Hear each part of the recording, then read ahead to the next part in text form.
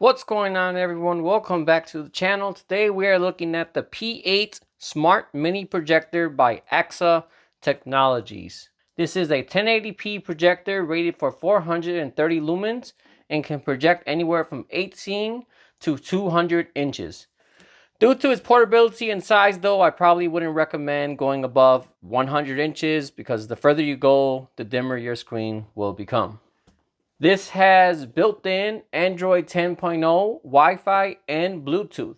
Thanks to its Wi-Fi capabilities, you can also mirror your phone onto this projector, whether that be your photos or showing a conversation or video, whatever you want to share from your phone. This also has a 2-watt built-in speaker, but it also has ports so you can hook up either a Bluetooth speaker or speakers via an auxiliary cable. Opening up the box, you have the manual, AC adapter, remote control, an included mini tripod, and lastly, the unit itself. For a projector, this is extremely tiny. You can see I can fit it in my hand here. This thing weighs 0.6 pounds. In comparison, my S21 Ultra phone weighs 0.5 pounds. So this is pretty much the same exact weight as your cell phones. Carrying this in your bag or your pocket, you really aren't going to feel it very much. The projector itself measures 3.9 by 3.5 inches. So it's basically a little small cube. This is a really small projector. In comparison, I have my OnePlus N200 cell phone here, and you can see just how small it really is. This is almost half the size of the phone. It is a little fatter, but overall it's a very small projector. So I'm really hoping it performs well because this will be awesome to carry around and have a projector with you without having the weight and size of a projector with it. Looking at the ports, we have the power port, HDMI in, auxiliary port, USB-A, USB-C, SD card, and then right here you have your focus dial. So you can use the internal speakers, but if you want, you could also hook it up with the auxiliary, like I said before, or Bluetooth. Alright, so I haven't used this yet. I wanted to get my initial impressions and get them on camera. So let me go ahead and figure this out, get it set up, and I'll be back to you guys shortly. A quick comparison. Here I have my BenQ HT3550, which is my dedicated home theater projector. And right here you have the AXXA Mini Projector. The BenQ is obviously going to look a lot better since it's 4K and it's meant for home theater usage, but it also costs 7 times as much and weighs 20 times as much. So this isn't really an apples to apples comparison, but I just wanted to show you guys the size so you can get a sense of scale of how small this really is. Alright, so I just got the projector set up. I experimented a little bit. I have a 106-inch projector screen. I didn't quite like how it looked at a bigger size. The colors kind of washed out a bit. It lost some brightness, and that's just due to the nature of it being such a small projector. I have this projected right now about 65, 70 inches maybe, and for me, that was the sweet spot where it still held on to good contrast and brightness, and the picture looked great.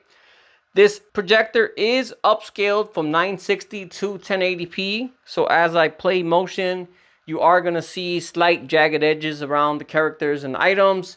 It's not too bad. It's still very watchable, but that's just something to take note about. Alright, so if you are looking for a dedicated home theater projector, this one is definitely not for you. That is not the intention of this projector. When you have higher visuals, better contrast, brightness, you need more mechanics and chips to do that. And with that, you get a much larger projector. Some of these home theater projectors and theater projectors can be as much as 40 pounds, and the better your image quality is, the larger the projector gets. So this thing, its goal is to be very portable and look good while doing so. It's not color accurate, but it puts out a great image. You can put this projector in your pocket, throw it in your trunk, and no matter where you are, you can have a projector with you. So you want to throw on the football game, you're camping, want to put a movie on the tent, you want to put some photos in a backyard party or wedding, this would be a fantastic option. The internal speaker is only 2 watts, so it's not very loud, but for the use case of where this will most likely be used at, it's adequate and good enough. But if that's not loud enough for you, like I said before, you can always hook up an external speaker to get it much louder. When you start up the projector, this is what you see, which kind of threw me off a little because on their website, they show the Android 10.0 TV layout, similar to what I have on my Shield TV. But when I turned it on, this is what I seen. So it's kind of a letdown that they advertise one thing and give you another.